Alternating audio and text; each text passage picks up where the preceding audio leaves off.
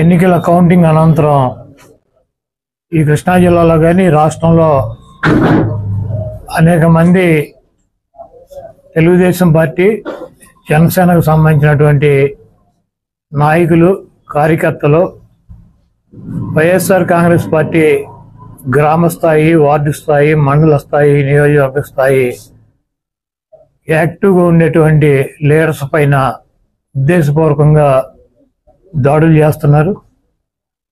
అదేవిధంగా వాళ్ళ ఇళ్ళకెళ్ళి ఇళ్ళు పగలు కొడతాం, కార్లు పగలు కొడతాం, అర్ధరాత్రులు వెళ్ళి వైఎస్ఆర్ కాంగ్రెస్ పార్టీ శ్రేణుల్ని భయపెట్టాలి, ఈ వైఎస్ఆర్ కాంగ్రెస్ పార్టీని నిస్తేజం చేయాలని చెప్పి పెద్ద ఎత్తున ప్రయత్నాలు చేస్తున్నారు. వాటిల్లో కొన్ని చోట్లయితే ఫిజికల్గా వ్యక్తుల మీద దాడులు చేయటం, కాళ్ళు ఇరక్కొడతాం, చేతులు ఇరక్కొడతాం, తల్ల బాగలు కొడతాం. అదేవిధంగా ఈ గ్రామాల్లో కానీ ఇక్కడ కానీ మీరు ఉండకూడదని చెప్పి వార్నింగ్లు ఇవ్వటం అనేక రకాలుగా చేస్తున్నారు. వీటికి ప్రత్యక్ష సాక్షులు పోలీసులు దగ్గర ఉండి వాళ్ళు కొడతాంటే వీళ్ళు చూస్తూ నిలబడి ఎంజాయ్ చేస్తున్నారు. ఈరోజు మా దగ్గర పోలీసులు ప్రేక్షక పాత్ర వహించేటువంటి సన్నివేశాలు, తెలుగుదేశం పార్టీ అల్లరిమోకల్లో మా వాళ్ళ మీద దాడి చేస్తున్నటువంటి సన్నివేశాలు సీసీ ఫుటేజీలతో సహా, ఫోటోలతో సహా మా దగ్గర ఉన్నాయి.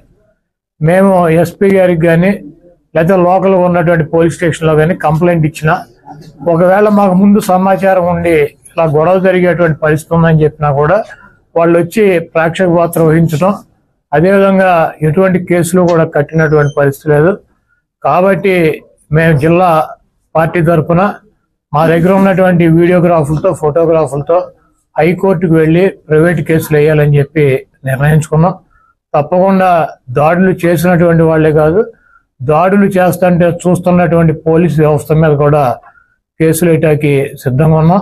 అదేవిధంగా వైఎస్ఆర్ కాంగ్రెస్ పార్టీ నాయకులకు కానీ అదేవిధంగా కార్యకర్తలకు కానీ ఎటువంటి భయం, ఆందోళన చెందాల్సినటువంటి అవసరం లేదు. రేపు 2 రోజుల్లో జిల్లాలో ఉన్నటువంటి ముఖ్య నాయకులు అందరం కలిసి ప్రతి నియోజకవర్గానికి వెళ్ళి దాడులు చేసినటువంటి వాళ్ళ ఇళ్ళకెళ్ళి ధైర్యం చెప్పేటువంటి కార్యక్రమం చేస్తాం.